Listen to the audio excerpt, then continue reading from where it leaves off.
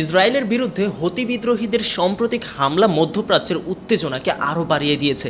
ইসরায়েলের সংবাদ মাধ্যম টাইমস অফ ইসরায়েল জানিয়েছে, ইয়েমেনের হুতি গোষ্ঠী নেভাটিম বিমান ঘাঁটি এবং নেগেভ মরুভূমিকে লক্ষ্য করে ব্যালিস্টিক ক্ষেপণাস্ত্র হামলা চালিয়েছে। হামলায় প্যালেস্টাইন 2 নামের ব্যালিস্টিক ক্ষেপণাস্ত্র ব্যবহার করা হয়।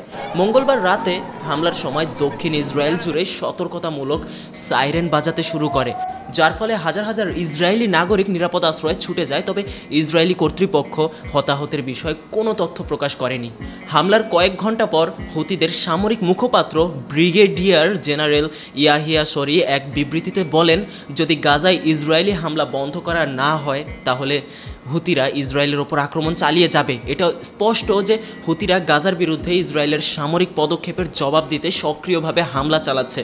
ইসরায়েলের সামরিক বাহিনী IDF দাবি করেছে যে তাদের প্রতিরক্ষা ব্যবস্থা সফলভাবে হুতিদের ক্ষেপণাস্ত্র ধ্বংস করেছে। ক্ষেপণাস্ত্রটি সৌদি আরবের আকাশসীমায় ভূপতিত করা হয় বলে জানানো হয়েছে। এই হামলার মূল কারণ যুক্তরাষ্ট্রের সম্প্রতি সামরিক পদক্ষেপ। মার্কিন বাহিনীর গত শনিবার থেকে ইয়েমেনের হুতি নিয়ন্ত্রিত এলাকাগুলিতে বিমান হামলা চালিয়ে আসছে, যার ফলে নারী ও শিশুসহ অন্তত 53 জন নিহত হয়েছে। যুক্তরাষ্ট্রের এই হামলায় জবাবে হুতিরা প্রতিশোধমূলক ব্যবস্থা নিতে পারে বলে আগেই অনুমান করা হচ্ছিল। তাই রোববার থেকেই ইসরায়েল তার বিমান বাহিনীকে সর্বোচ্চ সতর্কাবস্থায় রেখেছিল। হুতিদের হামলা নতুন কিছু নয়। টাইমস অফ ইসরায়েল জানিয়েছে, 2023 সালের নভেম্বর থেকে হুতিরা ইসরায়েলের দিকে প্রায় 40টি ব্যালিস্টিক ক্ষেপণাস্ত্র নিক্ষেপ করেছে। শুধু ক্ষেপণাস্ত্র নয়, হুতিরা ড্রোন হামলাও চালিয়েছে।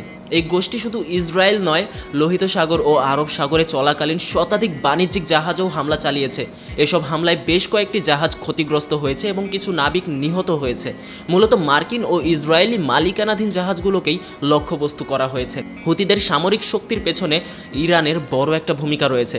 ইরান দীর্ঘদিন ধরে এই গোষ্ঠীকে সামরিক ও আর্থিক সহযোগিতা দিয়ে এসেছে। বিশেষজ্ঞদের মতে হুতিরা মধ্যপ্রাচ্যে ইরানের অন্যতম প্রক্সি গোষ্ঠী হিসাবে কাজ করছে। বিশ্ব বাণিজ্যের জন্য অত্যন্ত গুরুত্বপূর্ণ লোহিত সাগরের বিভিন্ন অংশে তাদের শক্ত ঘটি রয়েছে। The Washington institute for near east policy বলছে, হুতিদের হাতে এমন জাহাজ বিধ্বংসী ক্রুজ ক্ষেপণাস্ত্র রয়েছে যা 80 থেকে 300 কিলোমিটার দূরের লক্ষ্যবস্তুতেও আঘাত হানতে পারে। তাদের অস্ত্রভাণ্ডারে রয়েছে সায়াদ ও সোজেল মিসাইল, যা দ্রুত গতিতে ছুটে গিয়ে আঘাত হানার আগে শনাক্ত করাও কঠিন। বিশেষজ্ঞরা বলছে, হুতিদের কিছু ব্যালিস্টিক ক্ষেপণাস্ত্র অত্যন্ত উচ্চগতি সম্পন্ন, যা মুহূর্তের মধ্যেই টার্গেটে পৌঁছাতে পারে। বর্তমান পরিস্থিতি ইঙ্গিত দিচ্ছে মধ্যপ্রাচ্যে সংঘাত আরও বাড়তে পারে। গাজা ইস্যুকে কেন্দ্র করে হুতিদের সামরিক কার্যক্রম আরও আক্রমণাত্মক হয়ে উঠতে পারে। তাদের কার্যক্রম শুধু ইসরায়েল নয়, যুক্তরাষ্ট্রের স্বার্থের জন্য বড় হুমকি হয়ে উঠেছে। বিশেষজ্ঞদের মতে হুতিরা লোহিত সাগরে তাদের সামরিক উপস্থিতি আরও বাড়াতে পারে, যা আন্তর্জাতিক বাণিজ্যের জন্য বড় চ্যালেঞ্জ সৃষ্টি করতে পারে।